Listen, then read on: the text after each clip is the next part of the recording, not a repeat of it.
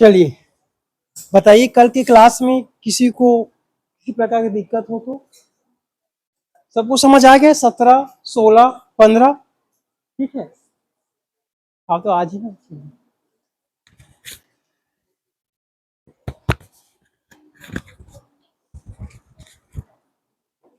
अब ध्यान दीजिएगा ना।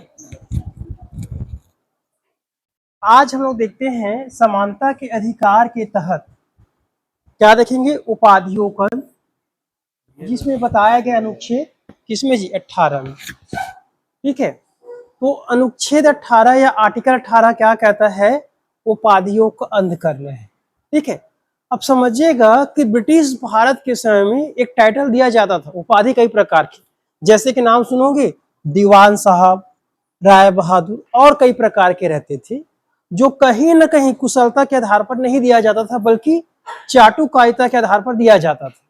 ठीक है जी, जो क्या लगा तो यार, जो समतावादी समाज परिचायक नहीं था, बल्कि किसका परिचायक था? वो सामंतवादी समाज का परिचायक था। ठीक है, याद देखिएगा। तो सामंतवादी समाज के कहने का मतलब ये है, कुछ लोगों को योग्यता के आधार पर या कौशलता के आधार पर ना देकर चापलूसी के आधार पर क्या देती थी, कुछ उपाधि या टाइटल प्रदान कर दिया जाता था। ठीक है, जब हमारा संविधान लागू हुआ तो लोगों को लगना चाहिए कि सभी इक्वल होना चाहिए, जो टाइटल था वो क्या करेंगे, समाप्त करेंगे। इसीलिए याद रखिएगा, एक व्यक्ति थे जिसे क्या नाम था जी, राजगोपालाचारी, उन्होंने कहा कि राज्य में किसी भी प्रकार की उपाधि नहीं देगा। अब से मतलब जब संविधान लागू हो गए हैं, वो किसी भी प्रकार से उपाधि नहीं देगा, और न ही जो पहले से दिया गया होगा उसे क्या करेंगे जी, समाप्त किया जाए। ये बोला गया किसके, राजगोपालाचारी के द्वारा। ठीक है जी, तो वर्तमान में अब किसी प्रकार का उपाधि नहीं दिया जाता है। ठीक है, अब देखते हैं इसमें क्या क्या प्रावधान है, लिख लीजिएगा। ठीक है, पूछेंगे परिचय किसका है, सामंतवादी समाज का। अब सोचेगा चार लोगों के बीच में किसी को बोला जाएगा और राय बहादुर साहब, तो बता रहे हैं जो उसकी विशेषता बता रहे हैं, तो क्या लगता है लोगों को अलग बता रहे हो, इसीलिए क्या कि अब सब इक्वल है हम लोग। ठीक है,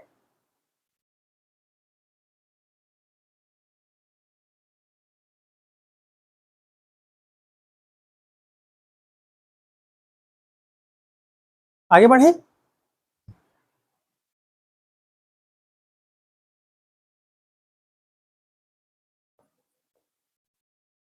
तो अनुच्छेद 18(1) क्या कहता है, राज्य किसी भी प्रकार का, राज्य किसी भी प्रकार का उपाधि नहीं देंगे या नहीं देगा। याद रखिए, किसी भी प्रकार का उपाधि नहीं देगी, किसी बताया है, अनुच्छेद 18 का 1 में। लेकिन इसी में और बता दिया कि राज्य फिर क्या देगा, कुछ तो देना पड़ेगा ना जी, ताकि मोटिवेट किया जा सके। ये कहता है अनुच्छेद 18(1) का सब टाइटल 2। ठीक है जी, ये कहता है कि राज्य शिक्षा एवं सेना संबंधी, ठीक है जी, सेना संबंधी उपाधि देगा। याद रखिएगा, किस, केवल दो याद रखिएगा, राज्य कौन सी चीज, शिक्षा और सेना संबंधी उपाधि दिया जाता है। आगे देखें कैसे देगा वो बात की कंडीशन। तो 18 क्या कहता है कि राज्य किसी भी प्रकार से उपाधि नहीं देगा जी, याद रखिएगा। लेकिन कौन सा उपाधि देना रहेगा, तो याद रखिएगा, शिक्षा के लिए और सेना संबंधी। तो आप सुने हो कई प्रकार उपाधि दिया जाता है, जैसे कि पद्मश्री, भारत रत्न, पद्म विभूषण, वो दिया जाता है। ठीक है, शौर्य चक्र, वीर चक्र, तो दोनों संबंधित दिया जाता है, याद रखिए। तो 18 क्या कहता है, राज्य किसी भी प्रकार की टाइटल देगा ही नहीं, कैसा भी हो जाए। और दूसरा क्या कहते, देना होगा तो क्या देंगे, राज्य, शिक्षा और सेना संबंधी। ठीक है जी, अगला आप समझिएगा, अनुच्छेद 18 का दूसरा, याद रखिए, ये कह रहा है कि भारत के नागरिक, मतलब आप लोगों को बोल रहा है कि भारत के नागरिक, याद रखिएगा, ठीक है जी, भारत के नागरिक किसी भी प्रकार से, किसी भी तरह से, ठीक है जी, भारत के नागरिक किसी भी तरह से विदेशों से, याद रखिएगा जी, विदेशों से उपाधि ग्रहण नहीं करेंगे, उपाधि ग्रहण नहीं करेंगी। ये समझ में आ गया। 18 क्या कहता है कि भारत के नागरिक किसी भी तरह से विदेशों से उपाधि ग्रहण नहीं करेंगे। यदि कुछ ऐसा कार्य कर देता है, यदि विदेशी लोग मतलब सम्मानित करना चाहते हो, तो कम से कम राष्ट्रपति के पास जाना पड़ेगा। ठीक, याद रखिए, हमेशा रहता है, याद रखिएगा, भारत के नागरिक किसी भी तरह से विदेशी राज्यों से उपाधि ग्रहण नहीं करेंगे। ये किसने बताया है? 18(2) में बताया है। जबकि अनुच्छेद 18(3) ये कहता है कि भारत में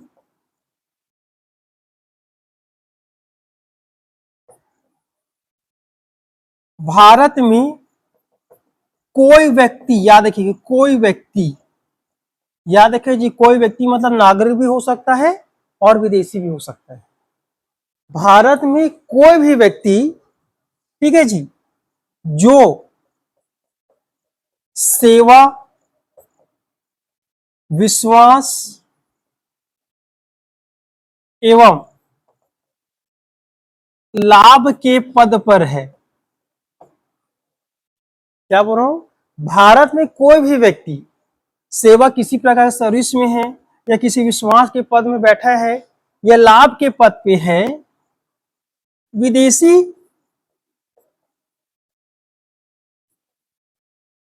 राज्यों से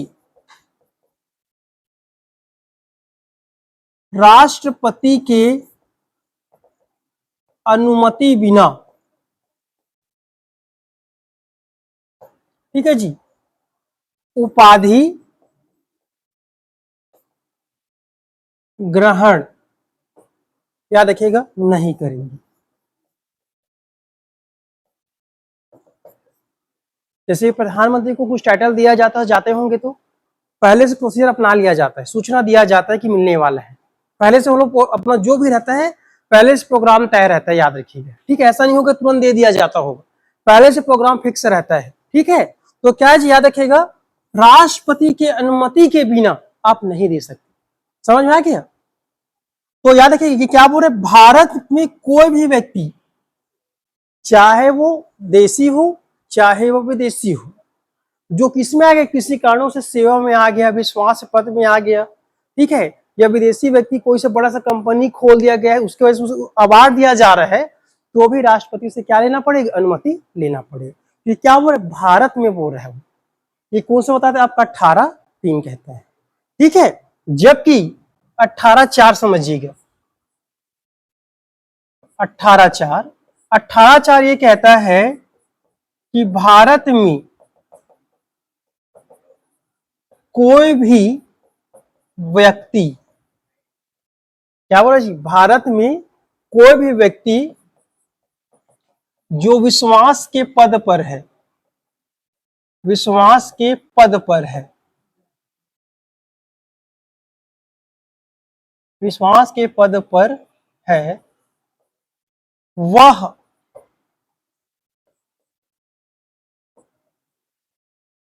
विदेशी राज्यों से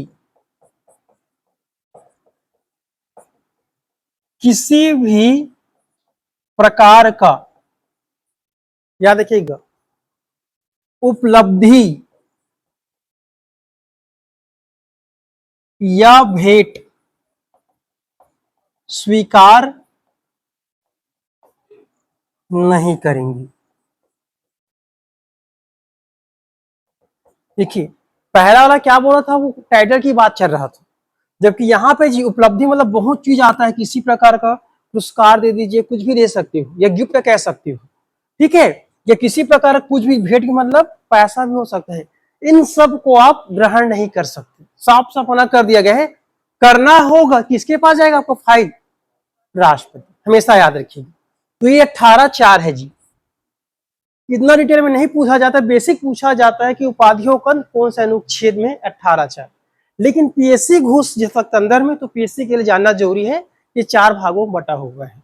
ये कई बार प्रश्न आ चुका है, यूपीएससी में आ चुका है कि कहा गया था कि कौन से आर्टिकल के तहत राज्य उपाधि देगा।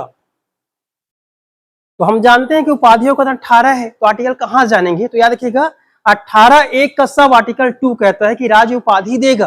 कौन सा देगा जी, शिक्षा और सेना संबंधी।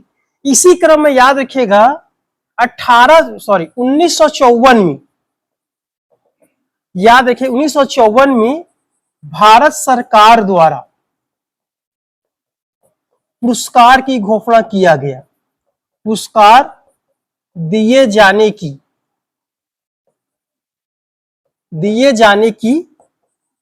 घोषणा किया गया, याद रखिएगा घोषणा किया गया। अब ये पुरस्कार क्या गया था, पहला भारत रत्न, ठीक है जी, पद्म विभूषण, फिर आता आपका पद्म भूषण, और क्या था जी,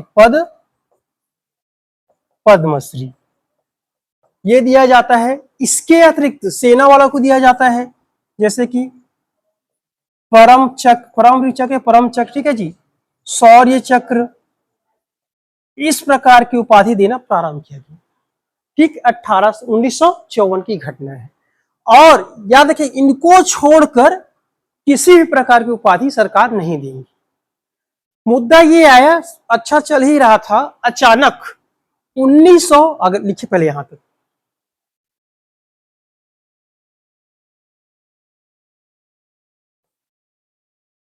अच्छा अगर क्षेत्र की अगर बात करें, याद रखिएगा कला, विज्ञान, साहित्य, ठीक है जी, इन सब में दिया जाता है आपको कौन सा, ये टाइटल दिया जाता है।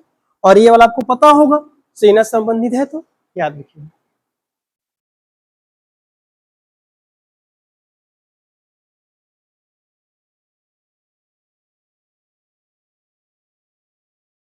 आगे बढ़े,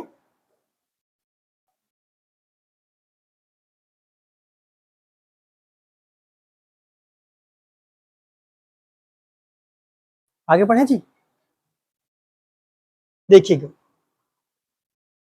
तो 1954 से याद रखिएगा सरकार ने क्या दिया, सरकार द्वारा घोषणा किया गया। याद रखिए वो घोषणा क्या था जी, पुरस्कारों का, ठीक है। और पुरस्कारों का, तो पुरस्कार कौन से संबंधित था, एक रहा है शिक्षा से, ठीक है, और एक रहा है सेना से। अचानक याद होगा 19, सबको पता होगा, इमरजेंसी लग जाता है। इमरजेंसी लगने के पश्चात 19, याद रखिए इंदिरा गांधी का जगह जगह पे क्या किया जा रहा था, मतलब उनका विरोध कर रहे थे। उसी समय की घटना है, याद रखिएगा 1970 में कौन आता है जी, जनता सरकार। जनता सरकार, और जनता सरकार के यहाँ पर प्रधानमंत्री कौन बन जाते, सबको याद होगा, मोरारजी देसाई, ठीक है।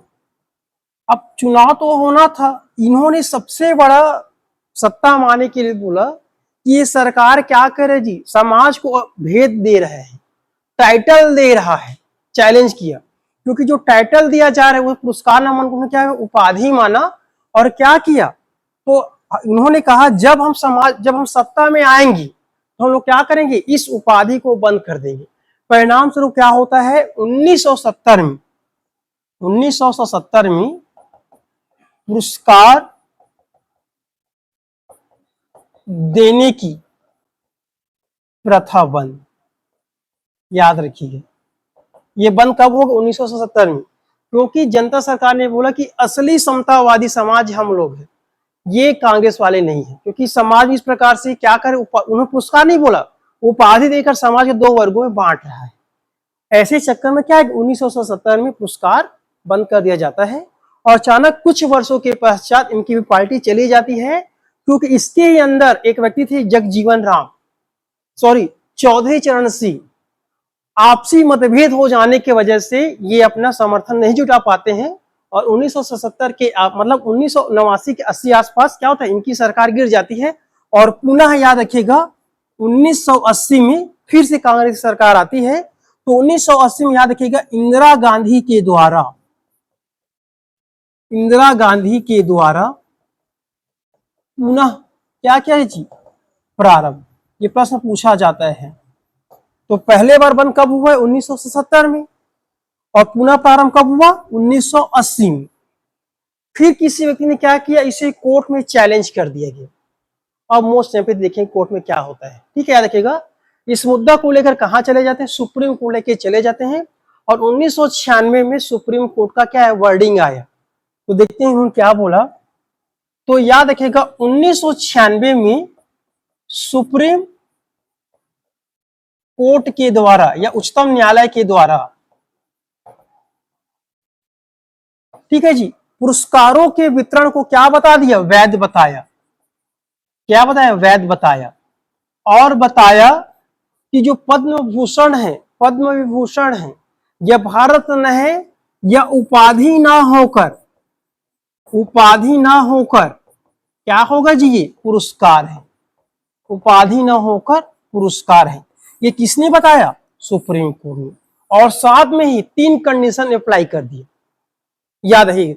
सबसे पहला शर्तें क्या रखा, 3 शर्तें के साथ क्या किया, इन्हें पुरस्कार घोषित कर दिया। किसको दी, जो सेना को दिए जाने वाला होगा उपाधि, और शिक्षा के क्षेत्र में देने वाला था।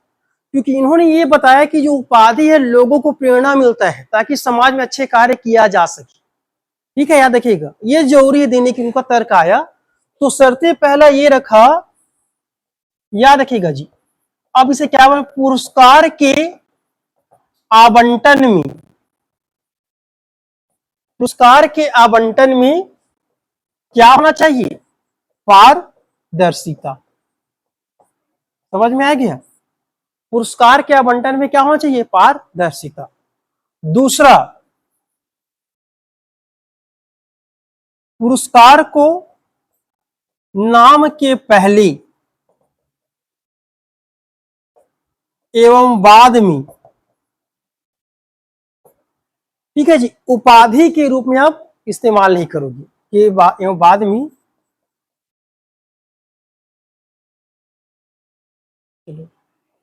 ठीक है जी, तो उपाधि के रूप में इस्तेमाल प्रतिबंधित है जी। ये 2 कंडीशन बेसिक दे दिए। क्या दिया होगा, सबसे पहले कि पुरस्कार का आवंटन में क्या होना चाहिए, पारदर्शिता होना चाहिए, भाई भतीजावाद नहीं होना चाहिए। और दूसरा, जब इस पुरस्कार को दिया जाएगा तो याद रखिएगा उनकी इस्तेमाल नहीं किया जाए, जैसे हम लोग बोलते नहीं है भारत रत्न सचिन तेंदुलकर, ये गलत हो जाता है।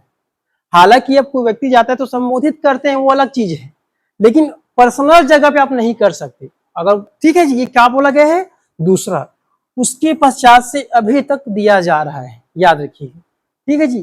तो ये था हमारा अनुच्छेद 18 उपाधियों का। अब समझिएगा, मूल अगर बात किया जाए अनुच्छेद 14 से लेकर 18 तक क्या किसकी बात चल रही जी, समानता। कैसे भी करके समाज में क्या लाना है, समानता लाना है। चाहे हम बात करें किसके, अनुच्छेद 17 की, जो कहता है छुआछूत का प्रतिषेध, यह 16 की बात करें नियोजन में अवसर की क्षमता, सभी लोगों को अवसर दिया जाएगा। या 15 की अगर बात करें, 15 क्या कहता है कि किसी भी व्यक्ति के साथ धर्म, मूल, वंश, जाति या लिंग के आधार पर किसी भी प्रकार से भेदभाव नहीं किया जाएगा। 18वां क्या कहता है, उपाधियों का अंत, मतलब किसी भी व्यक्ति भारत की नजर में सभी क्या है, समान माना जाएगा, ठीक है। अब ऐसा नहीं है कि यदि कोई व्यक्ति को क्या दिया जाता है पुरस्कार में, मतलब वो विशिष्ट नहीं कहलाएगा, वो भी समान रूप से माना जाता है।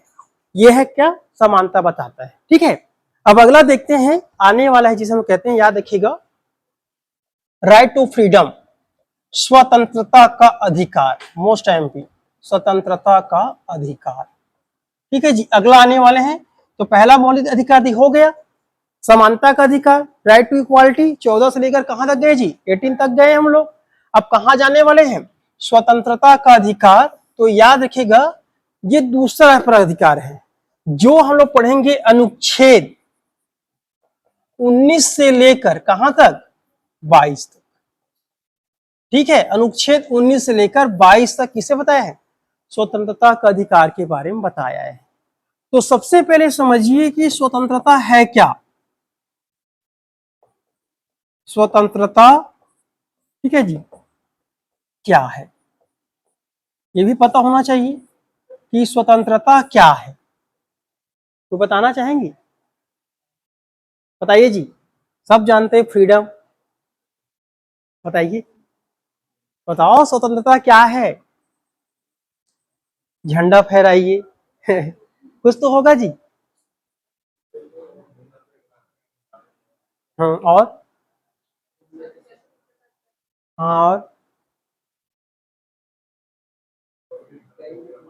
हाँ,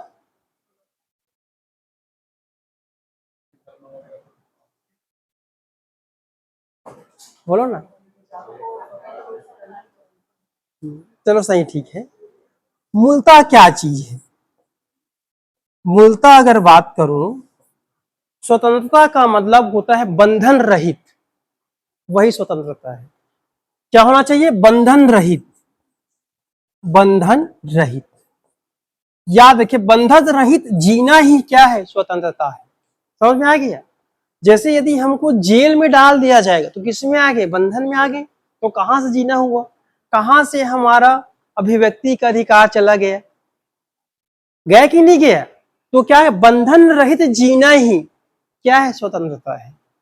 अब प्रश्न आता है, बंधन आ गए है तो बंधन कौन डालता है? ये भी प्रश्न आएगा। आएगा कि नहीं आएगा जी? बंधन कौन डालता है? ये समझ नहीं समझ रहे हो? बताइएगा। बंधन भी जरूरी है कि नहीं है? तो सबसे पहले जो बंधन डालता है आपका परिवार, कह सकते हो। सीधा बोलेगे भैया कि आपको रात को 12 बजे पहले आ जाना है, एक प्रकार बंधन है कि नहीं है? लड़कियां हैं तो कहीं घूमने के लिए नहीं जाएगी, बंधन है कि नहीं है? सबसे पहले कौन डालते हैं? परिवार। आया कि नहीं आया? परिवार मतलब हम किसी के पिता को लिया जा सकता है बंधन। ठीक है जी। दूसरा, समाज। समाज डालते कि नहीं डालते हैं? यदि समाज विरोधी बात करोगे तो समाज क्या बोलेगा? आप समाज से अलग रही है। अगर अपने समाज को छोड़कर दूसरे समाज में आप चले जाते हो या शादी भी करते हो तो क्या बोलेगा? प्रतिबंध लगाता है। तो बंधन डाला कि नहीं डाला? ठीक है। और तीसरा जी, बताइए। तीसरा हो सकता है विधि विरुद्ध। विधि विरुद्ध क्या करना? कार्य करना। तो विधि विरुद्ध यदि आप कार्य करोगे तो जो विधि है उसके साथ आपको क्या करेंगे? बंधन में डाल दिया जाता है।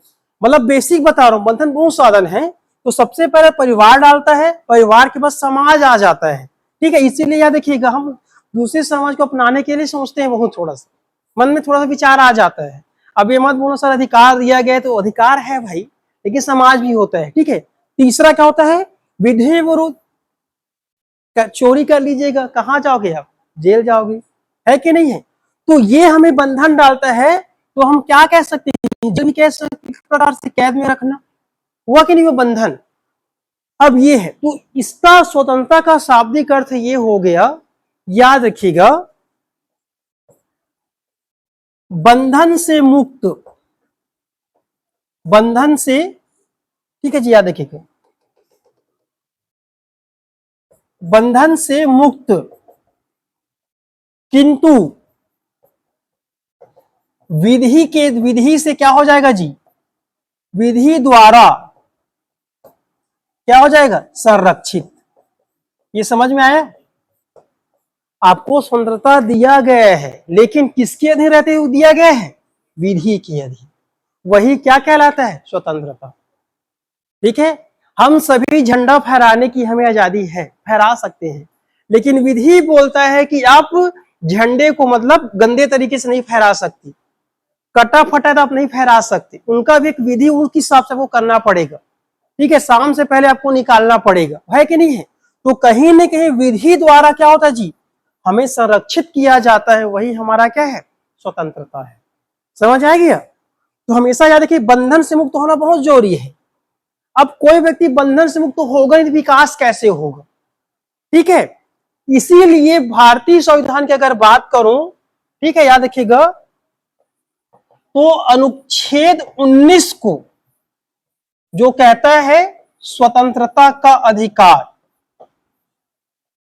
स्वतंत्रता का अधिकार, इसे क्या कहा जाता है?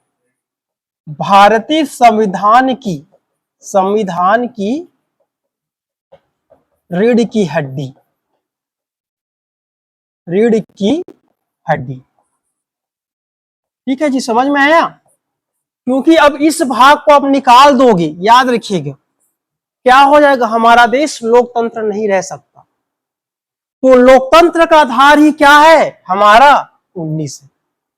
आज जाए उत्तर कोरिया में तानाशाही सरकार है, आप उनके जैसे कटिंग रख के दिखा दीजिएगा, आपको फांसी भी दिला दिया जाता है। हाल ही में एक लेटेस्ट न्यूज आया था, कोई मंत्री था 5 मिनट लेट होते हैं, भरी दरबार में फांसी को उसे आदेश दिया जाता है, क्योंकि तानाशाही सरकार में कोई भरोसा नहीं है कब क्या आदेश दे दी, जबकि लोकतांत्रिक सरकार में ऐसा किसी प्रकार का कृत्य नहीं किया जा सकता। ठीक है, तो याद रखिएगा अनुच्छेद 19 को भारतीय संविधान की रीढ़ की हड्डी कहा जाता है। समझ में आएगा? बैकबोन ऑफ इंडियन कॉन्स्टिट्यूशन के नाम से जाना जाता है। अब 19 है क्या चीज? बहुत से अधिकार दिया है, याद रखिएगा। तो अनुच्छेद 19 की अगर बात करें, मूल संविधान में मूल संविधान में 7 प्रकार की क्या दिया था? स्वतंत्रता दिया गया था। देखते हैं पहला कौन कौन सा है। तो पहला याद रखिएगा 19 का ए, ठीक है जी, इसे कहते हैं वाक एवं अभिव्यक्ति की, वाक एवं अभिव्यक्ति की स्वतंत्रता। ठीक है जी, देखेंगे क्या चीज होता है, वाक क्या होता है, अभिव्यक्ति क्या होता है, सब चीज देखेंगे। तो पहला 19 का ये क्या कहता है? वाक एवं अभिव्यक्ति की स्वतंत्रता। जबकि हम बात करते हैं 19 बी, या दूसरा भी कह सकते हो, ये कहता है सम्मेलन करने की स्वतंत्रता। अब याद रखिए जी, आप सम्मेलन करने की स्वतंत्रता दिया गया है, लेकिन कैसे? याद रखिएगा जी, बिना हथियारों की, बिना हथियारों की। ये समझ में आया? शांतिपूर्वक क्या करो, सम्मेलन बुला सकते हो, कोई दिक्कत नहीं है, आप विरोध प्रदर्शन भी कर सकते हो, लेकिन कैसा होना चाहिए? बिना हथियार की। कभी देखोगे आप माओवादी या नक्सल लोग क्या कर सम्मेलन करते होंगे, क्योंकि उनके पास कैसा है? बंदूक रहेगा। तो आप सम्मेलन करो, कैसे करोगे आप? बिना हथियारों को, ये आपको मान देंगे। ठीक है, 19 का सी आई, तीसरा भी कहेंगे। 19 का सी क्या कहता है? संगठन या संघ बनाने का अधिकार। सहकारिता जानते हो? सहकारिता कहां से आया है? 19 सी के तहत आया है। लोगों ने क्या किया? आपसे एक समूह बनाया ताकि विकास किया जा सके। ठीक है जी। तो तीसरा क्या कहते हैं? संगठन या संघ बनाने का अधिकार। समझ में आ रहा है? लिखिएगा, फिर याद भी करा दूंगा इसे। अगला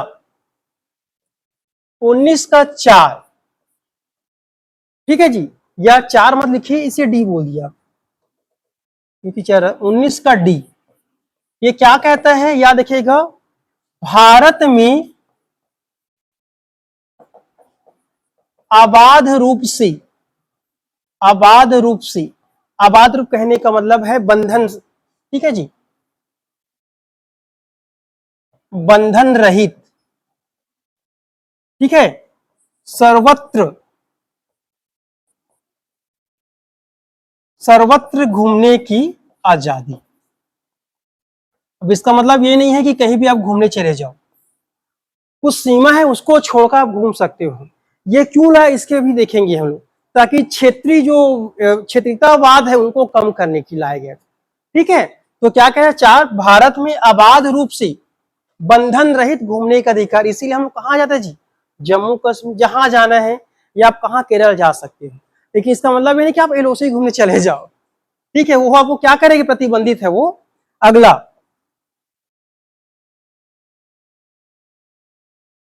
19 का ई क्या आएगा जी? कुछ मिस्टेक हो रहा है क्या? हाँ हाँ, निवास, निवास का अधिकार। देखिए, निवास का अधिकार कहने का मतलब है बसने का अधिकार। ये भी देखेंगे कहां कहां बसने का अधिकार। ठीक है, ये याद रखिएगा। 19 का ये क्या कहते हैं जी? निवास का अधिकार। फिर 19 का एक मोस्ट एमपी याद रखिएगा, संपत्ति का अधिकार। आएगा, बता रहा हूं, संपत्ति का आएगा। साथ देखेंगे जी, संपत्ति का अधिकार जिसे बाद में हटाया जाता है ये अभी भी, मतलब मूल यही था ना, याद रखिएगा। तो संपत्ति का अधिकार जी यहां भी दिया गया था। ठीक है, और लास्ट में क्या हो जाएगा? 19 का जी, इसे कहते हैं व्यवसाय या वृत्ति या उपजीविका। उपजीविका समझिए, छोटा छोटा ढाबा वाबा खोले ना, दुकान खोल देना, उसे क्या कहते हैं? उपजीविका का अधिकार। एक एक चीज देखेंगे, एक एक चीज की होता क्या चीज है। ठीक है, तो ये 7 प्रकार का मौलिक अधिकार आपको 19 के तहत प्रदान किया गया था। समझिए, पूछता है तो मूल संविधान में 19 के तहत 7 प्रकार का मौलिक अधिकार, और भाग 3 में भी मूल संविधान के तहत 7 प्रकार का मौलिक अधिकार। संशोधन किया कौन सा जी? 44वें संविधान। तो याद रखिएगा, संशोधन के द्वारा 44वां क्या किया है? संविधान संशोधन 1978। अब संपत्ति का अधिकार क्या बन गया? संपत्ति का अधिकार क्या हो गया जी? विधि का अधिकार। विधि का अधिकार। तो याद रखिए कि संपत्ति का अधिकार क्या हो जाए? विधि अधिकार। और ये किस में आ गए हैं? अनुच्छेद 300 का में, जिसके चलते वर्तमान में मूल अधिकार की संख्या कितनी हो जाएगी? 6। और 19 के तहत भी क्या हो जाएगा? 6। जो 19 एफ है ये हट गया है यहां से। ठीक है, ये भी कहां चला गया है? आपके पास अनुच्छेद 300 का में चला गया है। अब हमारा विधिक अधिकार हो चुका है। विधि अधिकार कहने का मतलब है कुछ अगर विकास करना हो तभी आपसे जमीन को छीना जा सकता है या फिर संपत्ति को सरकार ले सकते हैं, उसके बदले आपको क्या दिया जाएगा? उचित मुआवजा दिया जाता है। ये 6 प्रकार का वर्तमान में है आपके पास, याद रखिएगा। तो याद करने का तरीका सुन लीजिएगा। सबसे पहले बोलिए, ये अपने आप को बोलने का तरीका होता है। अगर बोलने से लोगों को आप क्या कर इकट्ठा कर सकते, तो क्या कर सकते आप? सम्मेलन बुला सकते। दूसरा, जब सम्मेलन बुला हो सकता आपका विचार बन जाए तो क्या कर सकते हो आप? संगठन। जब संगठन बन गए तो आपको घूमने की आजादी है, तो सर्वत्र आप लोग घूम रहे हो, तो 19(4) क्या कहलाएगा जी? सर्वत्र घूमने की आजादी। अब घूम रहे हो तो घूम घूम के थक जाओगे, तो कहीं ना कहीं क्या करोगे जी? आराम। तो आराम मतलब निवास का अधिकार। जब निवास हो गया तो पैसा भी खत्म हो गया, तो व्यवसाय करना पड़ेगा, तो क्या आ जाएगा? व्यवसाय का अधिकार। समझ आ गया? ये 6 प्रकार के 19 के तहत। अब एक एक आर्टिकल को समझते क्या चीज बोलता है। ठीक है, चलिए लिख ली यहां तक।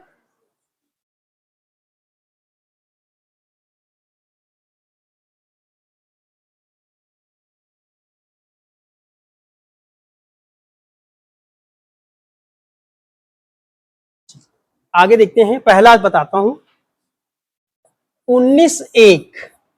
ठीक है, 19(1) क्या कहता है? वाक एवं अभिव्यक्ति का अधिकार। इसे कहते हैं राइट टू अगेंस्ट। याद रखिएगा, क्या कह सकती है? स्पीच एवं एक्सप्रेस। अब समझिएगा, वाक का मतलब होता है बोलना। ठीक है, या अपने विचारों को प्रकट करना। विचारों को क्या करोगे जी? आप प्रकट करोगे। जबकि अभिव्यक्ति का मतलब होता है क्या करोगे आप? प्रदर्शित करना। प्रदर्शित करना, जैसे कि आप थिएटर जाते हो, एक डायरेक्टर आया, उन्होंने भाव को दिखाया, आप देख रहे हो, तो क्या हुआ, उन्होंने प्रदर्शित कर रहे, इसे हम लोग क्या कहते हैं, अभिव्यक्ति। आप एक्सप्रेस कर रहे हो, आपके विचार क्या है, विचार को दिखाना क्या कहते हैं, अभिव्यक्ति। ठीक है, ये दो चीज होता है। तो वाक कहने का मतलब होता है बोल लीजिएगा, विचार हो गया। ठीक है, तो आप कैसे करोगे, सबसे पहला होता है मीडिया के द्वारा, मीडिया के माध्यम से बोल सकते हो आप। इसीलिए 19 के तहत सबसे पहले क्या था जी, समाचार, समाचार पत्र भी शामिल हो जाता है। समझ आ गया, जितना भी न्यूज चैनल है सभी किस कहते हैं। अब न्यूज चैनल आ रहा है तो कहीं विचार में आता है जानने का अधिकार आ गया, आया कि नहीं आया, जानने का अधिकार आ गया है, तो यहीं पर क्या आ सकता है, सूचना का अधिकार, सूचना का अधिकार आया कि नहीं आया जी। तो आपको कोई भी सूचना चाहिए तो सूचना आप क्या करते हो, प्रकट कर सकते हो, इसके लिए अलग से अधिनियम लाए गए हैं। ठीक है, तो क्या देखें, पहले वाक एवं व्यक्ति के अधिकार के तहत सबसे पहले समाचार पत्र आ गए, या जितने भी जो न्यूज चैनल आते हैं सभी उसमें आ जाते हैं, अपनी बातों को आप रखते हो। ठीक है, दूसरा सूचना का अधिकार, आपको सरकार से जानकारी मांगने का अधिकार है, सरकार हमारी पैसा को कहाँ इन्वेस्ट कर रहा है, समझ रहे हो जी, जितना टैक्स दे रहे हो कहाँ इन्वेस्ट कर रहा है वो जानने का अधिकार आपके पास है। इसीलिए सरकार बजट के माध्यम से बताती है ये पैसा हम यहाँ इन्वेस्ट कर रहे हैं। उसके अतिरिक्त अगर बात करूं, ये समाचार पत्र लिखे, सूचना अधिकार। अब आपको यदि सरकार से आप नाखुश हो जाते हो तो आपको क्या दिया है जी, प्रदर्शन करने का अधिकार,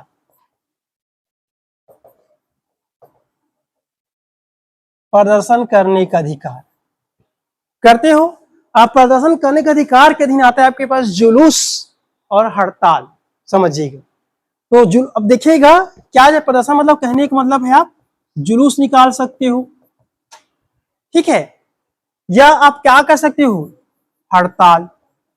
याद रखिएगा, आपको हड़ताल कर सकते हो लेकिन हड़ताल आपका मूल अधिकार नहीं है, याद रखिएगा, क्योंकि विधि विरुद्ध जमाव होता है वो क्या है जी, शासन के खिलाफ है, और हड़ताल क्या है।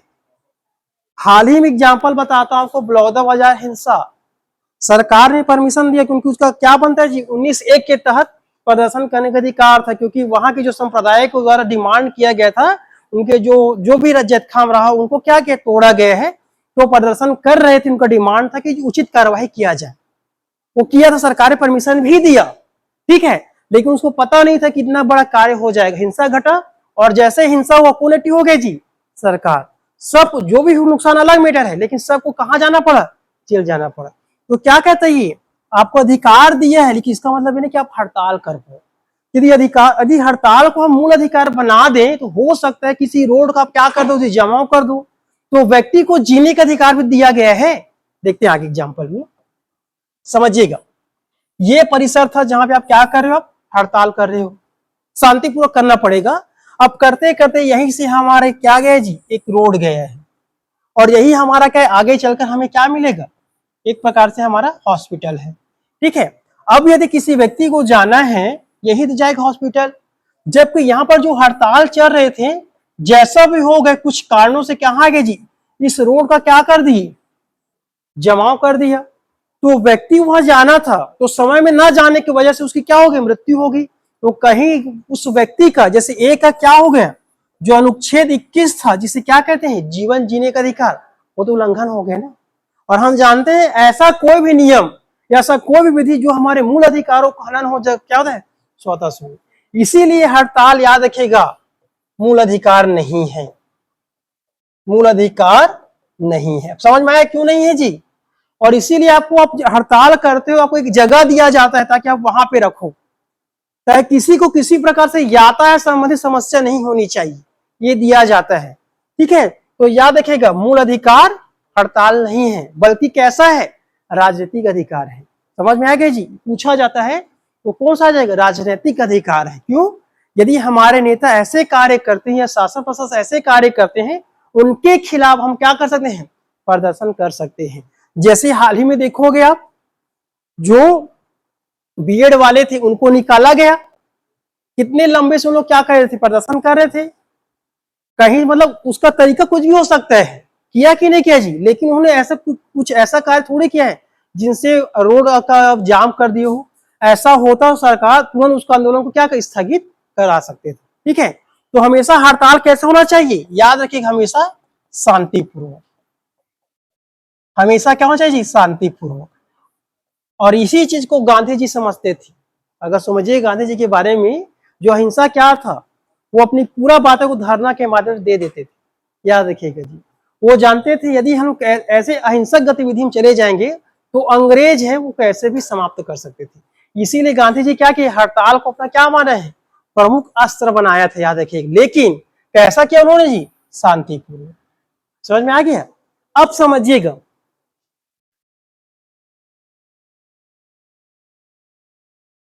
देखिए सूचना का अधिकार, प्रदर्शन करने का अधिकार हो गया है, तो कहीं ना कहीं अब सूचना का अधिकार आया है तो नेता खड़े हो रहे हैं, तो यहीं पर याद रखिए हमें क्या आ जाता है, मत देने का अधिकार। मत देने का अधिकार आएगा कि नहीं आएगा, तो पूछते हैं मत देने का अधिकार भी कैसा आपका राजनीतिक अधिकार है, ना कि मूल अधिकार। यदि मूल अधिकार होता तो आप उनका हनन कर सकते थे ना, समझ आया कि नहीं जी। तो नेता आपके खिलाफ चले जाते, सर ये मुझे वोट देने नहीं आया था, समझ रहे हो जी, क्योंकि उनका भी अधिकार तो बन रहा था ना, कि उनका क्या कि लोग मुझे चुने।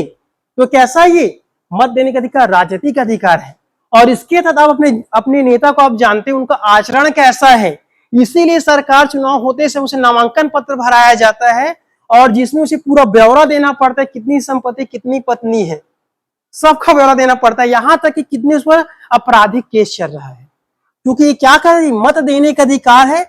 जब मत देने का अधिकार आया है तो आपको क्या मिल सकता है, जानने का अधिकार। जानने का अधिकार का कहने का मतलब है जिसे आप लोकतंत्र में चुनकर भेज रहे हो उनका आचरण कैसा है, क्या वो देश चलाने के लायक है, क्या वो लोगों को संभाल सकते, सभी निर्भर करता है। ठीक किसके तहत, 19(1) के तहत। यही रखे, बाकी पंचायती पढ़ाओ जी, क्या और कंटिन्यू करूं, करो वही ऐसी, चलिए पंचायती छोड़ता हूं तो फिर आज। ठीक है, तो 19(1) सबको क्लियर हुआ, हुआ कि नहीं हुआ। ठीक है, तो 19(1) में हमें क्या क्या मिला, प्रश्न पूछ देते हैं ना जी। सबसे पहले प्रेस की स्वतंत्रता, क्या मिला हमें, प्रेस की स्वतंत्रता। ठीक है, दूसरा क्या मिलेगा जी, सूचना का अधिकार, ये मोस्ट एमपी है, अभी ईडीओ में भी आ सकता है। तो किसके तहत, 19(1) के तहत क्या आया है, सूचना का अधिकार। सूचना का अधिकार आया मतलब जानने का अधिकार आया, जानने का अधिकार कहने का मतलब है क्या मिल गया हमें, मत देने का अधिकार। अब प्रश्न पूछता है कि मत देने का अधिकार मूल अधिकार है कि राजनीतिक, याद रखिएगा मूल अधिकार राजनीतिक अधिकार है, ना कि मूल अधिकार, क्योंकि आप भी उल्लंघन करोगे तो आपके खिलाफ भी जाया जा सकता है। ठीक है, फिर और क्या लिख सकते हो यहां पे आप, ठीक है जी, हड़ताल का अधिकार नहीं, हड़ताल का राजनीतिक अधिकार लिखिए, ये ठीक रहेगा। राजनीतिक अधिकार किसमें जी, हड़ताल। ठीक है, क्योंकि हड़ताल क्या है, एक प्रकार से हमारा प्रदर्शन ही है, सरकार के खिलाफ जा रहे, हमें उसकी बात अच्छी नहीं लगी। जैसे कि दो सिस्टम लाया था, एनपीएस लाया, यूपीएस लाया, लोग इकट्ठा हुए, कोई बिल लाया था, जैसे कि अभी वक्फ बिल लाया है संशोधन के लिए, मुस्लिम लोग क्या कर रहे हैं, विरोध कर रहे हैं, तो अधिकार दिया गया। इसका मतलब ये नहीं कि आप दंगा फैला दो। ठीक है, अब कहता है 19(1) को किस आधार पर आप प्रतिबंध लगा सकते हो, ये भी पूछा जाता है। 19(1) को किस आधार पर आप प्रतिबंध लगा सकते हो, पूछा जाता है ना। तो सबसे पहला अगर बात करूं, लोक व्यवस्था भंग होना, लोक व्यवस्था भंग होना, जिसे हम लोग क्या कहते हैं जी, लॉ एंड ऑर्डर को तोड़ना। जैसे कि बलौदाबाजार हिंसा हुआ, 1 या 2 महीने के बलौदाबाजार सभी प्रकार के क्या कर दिया, प्रतिबंधित किया कि नहीं किया। तो 19(1) अधिकार आपसे कुछ समय के लिए छीना कि नहीं छीना गया। ठीक है, तो क्या हो गया, लोक व्यवस्था का भंग करना। ठीक है, दूसरा शिष्टाचार,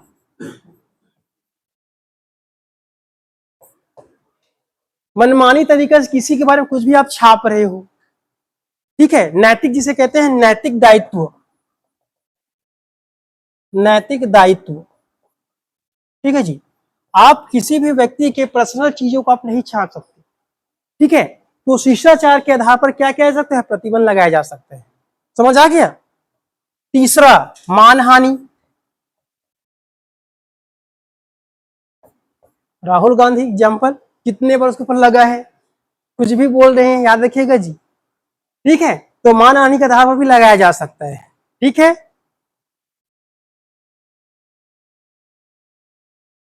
विधि विरुद्ध जमाव। विधि विरुद्ध जमाव, समझ आ गया। बिना मतलब जो कानून ना लेके आप कर रहे हो तो क्या करें, विधि विरुद्ध जमाव के खिलाफ अगर करते हैं तो भी आपका 19 एक छीन लिया जाता है। और मोस्ट एमपी अगला, भारत की क्या होगा जी, एकता अखंडता। एकता व अखंडता को क्या करोगे आप, प्रभावित करोगे। ठीक है, और छठवां, विदेशी राज्यों से मित्रता। विदेशी राज्यों से क्या करोगे आप, मित्रता। और उसके बाद में आकर क्या कर रहे हो आप, दंगा करा रहे हो, तो आपको 19 से क्या क्या छीन लिया जाता है। समझ में आ गया। ये छीनने का अधिकार है, तो छीन कौन है जी, संविधान। कैसे छीन रहा है, विधि के खिलाफ। समझ रहे, विधि के साथ। इसलिए क्या कहते हैं, स्वतंत्रता क्या चीज, बंधन मुक्त, लेकिन विधि के संरक्षण में। ठीक है, तो विधि संरक्षण है तो कैसे कर सकते हैं, यदि विधि का आप उल्लंघन करोगे इसका, तो 19 एक स्वतः ही क्या हो जाएगा, आपसे छीन लिया जाता है। ये है हमारा 19 का एक, सबके ऊपर लागू होगा। देखिए ये तो हमारे ऊपर है, अब विदेशी आ जाते वो भी नहीं कर पाएंगे ना, मनसा भी रहता है, हालांकि नहीं माना जाता, लेकिन 19 एक सब पे लागू होता है, क्योंकि क्या था जी, शिष्टाचार सब पे लागू होता है, नैतिक जिम्मेदारी है ना जी, चाहे विदेशी रहे कोई भी रहे। ठीक है, शिष्टाचार सब में लागू होता है। ठीक है, याद रखिएगा। लेकिन विदेशी लोग आएंगे, उनको पावर नहीं रहता भाई, कहां से कर पाएंगे उतना। ये समझ में आया। तो 19 में प्रतिबंध क्या है जी, लोक व्यवस्था भंग करना, मानहानि, शिष्टाचार, विधि विरुद्ध जमाव, भारत की एकता अखंडता या विदेशी राज्यों से मित्रता लोगे, जिसके मतलब क्या, दंगा जैसे कार्य करोगे तो क्या होगा, 19 एक आपसे छीन लिया जाता है। ठीक है, अगला आइएगा, अनुच्छेद 19 का 2 क्या कहता है जी, शांतिपूर्वक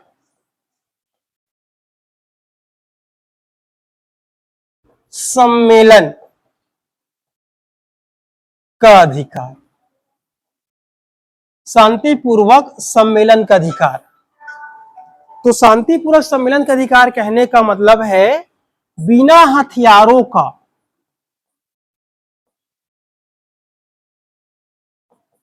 क्या करोगे आप, प्रदर्शन।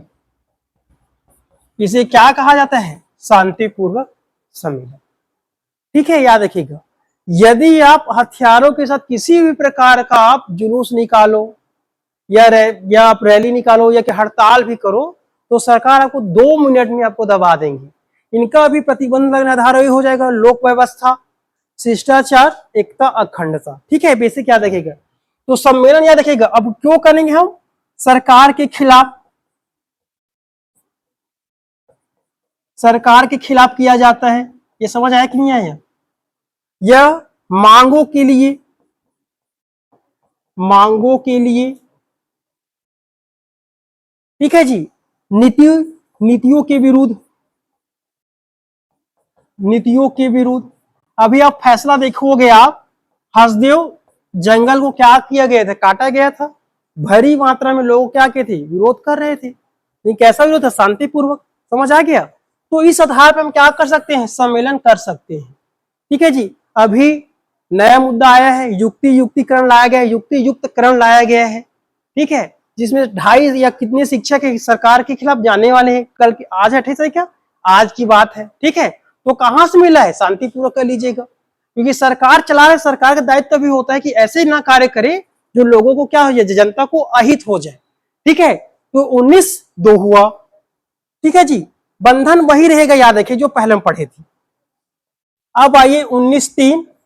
19/3 क्या कहता है, देखिए, अब सम्मेलन कर रहे हो, ये कहता है संगठन, या संघ बनाने का, संघ, संघ का मतलब होता है समूह, संघ का मतलब क्या होता है जी, समूह, संघ बनाने का अधिकार। ठीक है, तो समूह की अगर बात करूं या संगठन की बात करूं जो दो से ज्यादा हो, वही क्या कहलाता है, समूह कहलाता है। इसके तहत ही प्रयोग करके सहकारिता को 1997 में क्या लिया गया था जी, मौलिक अधिकार बना दिया। सहकारिता जान गए जी लोगों को, तो याद है कि सबसे पहले सहकारिता आया था, आया कहां से आया था सहकारिता, तो अब नाम सुनोगे अमूल। ठीक है जी, तो अमूल कैसे आया, अमूल गुजरात का देन है, तो कहीं ना कहीं कहां से कॉन्सेप्ट आया, 1903 के तहत, और क्या बन गया, एक अमूल संगठन बन गया, वो सफलता प्राप्त हुआ। अब सरकार ने एक अलग से क्या किया, नियम ला दिया। ठीक है जी, सहकारिता अधिनियम लाया 1961 वाला, जो सब में लागू होता है, याद रखिएगा। ठीक है, तो कहां से आया है, संगठन या समूह बनाने का अधिकार आप कर सकते हो। अब रीजन क्या होगा, आप अपने उद्देश्य की पूर्ति के लिए करोगे, किसके लिए जी, उद्देश्यों की पूर्ति के लिए। अब आप बोलोगे ठीक है जी, तो उद्देश्य होना चाहिए जो विकासात्मक उद्देश्य होना चाहिए, याद रखिए यह विकास के लिए होना चाहिए। अब संगठन बनाने का मतलब ये नहीं है कि आतंकवादी गिरोह में आप शामिल हो जाओ। ठीक है, ऐसा नहीं हो सकता। ये संगठन बनाने का मतलब ये नहीं कि आप पूरे बलौदा बाजार में आप ड्रग्स बेच रहे हो संगठन बना के। ठीक है, ये प्रतिबंधित है, मतलब विधि विरुद्ध ऐसा कुछ भी कार्य करोगे वो प्रतिबंधित है। लेकिन विकासात्मक गतिविधियों के लिए आप समूह बन जाते हैं। आप देखो कितने प्रकार के समूह बने हैं, सबका दायित्व दिया गया है, और सरकार ऐसे समूह को बढ़ाने के लिए भी प्रावधान करती है या कोशिश भी करती है। जैसे क्या देखिएगा, महिला स्वयं सहायता समूह लाए गए हैं। अब क्या गया है, चावल का आवंटन, पहले सरकार एक व्यक्ति रखता था, उनको पेमेंट देता था, अब क्या कर दिया है, हर पंचायत में समूह को दिया जा रहा है, और समूह को 15,000 रुपए दिया जाता है। दिमाग देखिए, पहले व्यक्ति को 20 से 25,000 रुपए देते थे, अब काम कैसे निपटा दिए, 15,000 में, उनको भी माध्यम मिल गया। अब समूह 10 लोगों का है, उसे निर्भर करते हैं, आपस से अपना आजीविका चला रहे हैं। तो कहां से आया, 1903 के तहत आया। समझ में आएगा समूह कैसे गठन करते हैं, 1903 के तहत। अगर पूछा आपसे एग्जाम में एडीओ में समूह का गठन किसके तहत हुआ है, तो लिख सकते 1903 के तहत। लेकिन देखना अगर एग्जाम्पल ये नहीं आएगा तो क्या आ जाएगा जी, NRLM आ जाएगा, राष्ट्रीय ग्रामीण आजीविका मिशन के तहत। समझ में आ गया, लेकिन कॉन्सेप्ट कहां से आया है, 1903 के तहत। ठीक है, अगला 1904।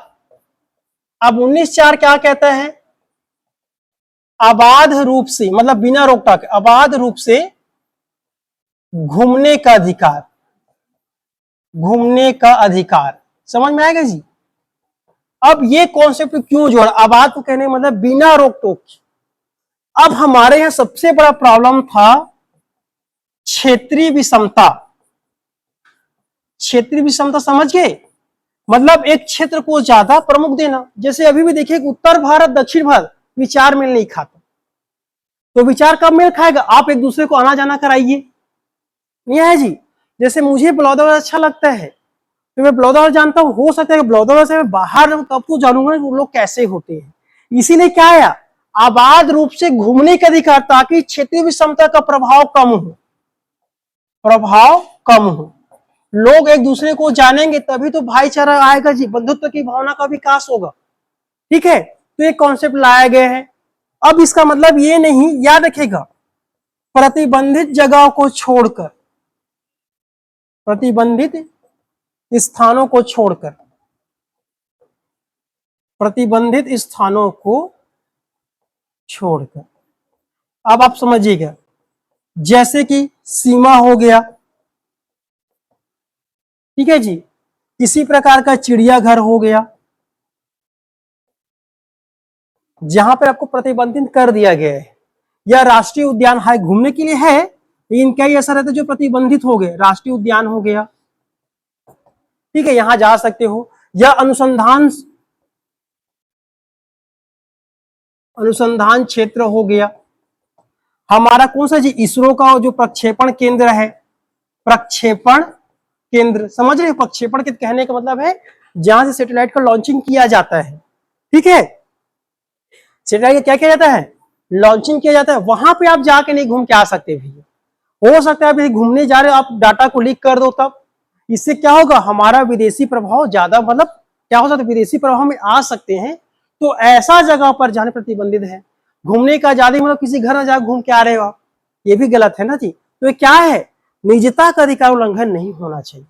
हालांकि निजता का अधिकार अनुच्छेद 21 में आएगा, बताऊंगा आगे। ठीक है, ये समझ आ गया।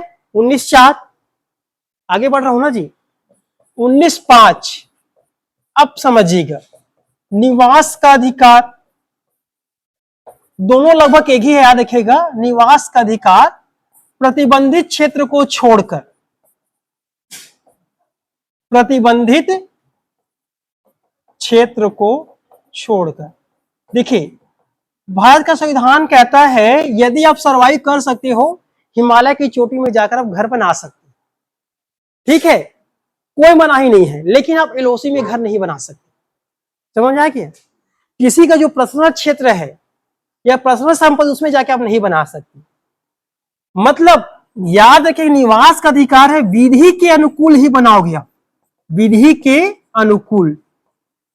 अब समझिएगा, विधि के अनुकूल मैं क्या बना, निवास बना रहा हूं। अभी कैंपस है मनोहर दास वैष्णव का, मैं यहां अपना घर बना रहा हूं, तो गलत हो गया ना, हुआ कि नहीं हुआ? भाई स्कूल के कैंपस रखा है, कलेक्टर हमारे परिसर है, वहां जाके हम लोग घर बना रहे हैं, गलत हुआ कि नहीं हुआ? तो क्या हो गया, विधि के अनुकूल ही हमें घर बनाने, तब आपने 19(5) दिया है। इसके विरुद्ध जब जाओगे आप तो क्या कहलाएगा, अतिक्रमण कहलाता है। और अतिक्रमण मिलता है तो व्यक्ति कौन होगा जी, सरकार। मतलब अतिक्रमण कहने का मतलब है आपने विधि का क्या कर दिए, उल्लंघन कर दिए। तब सरकार स्वतः क्या हो जाएगा जी, या उसके जो एजेंट है वह स्वतः एक्टिव हो जाता है। यह है आपके पास निवास का अधिकार। और लास्ट समझ लीजिएगा 19(6), ये क्या कहता है जी, भारत क्षेत्र के भीतर व्यवसाय का अधिकार।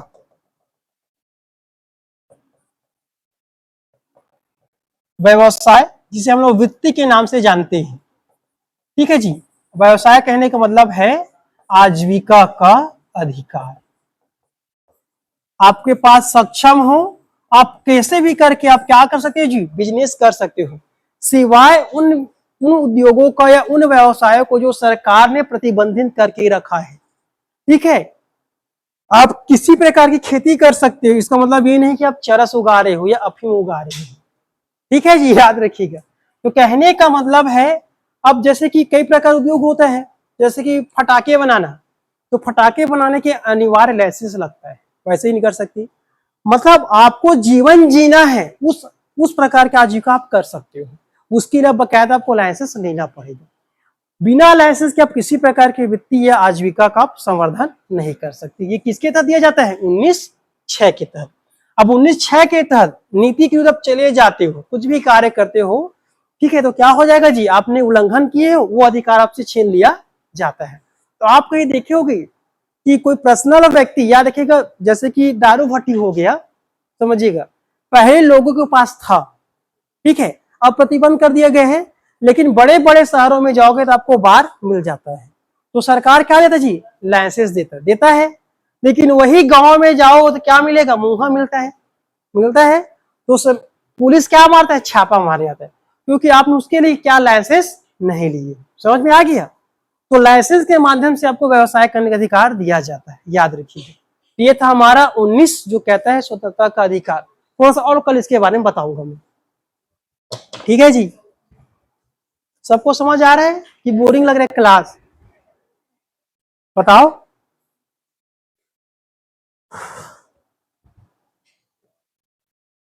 बताइएगा, पलारी से और सिमगा से क्लियर हुआ?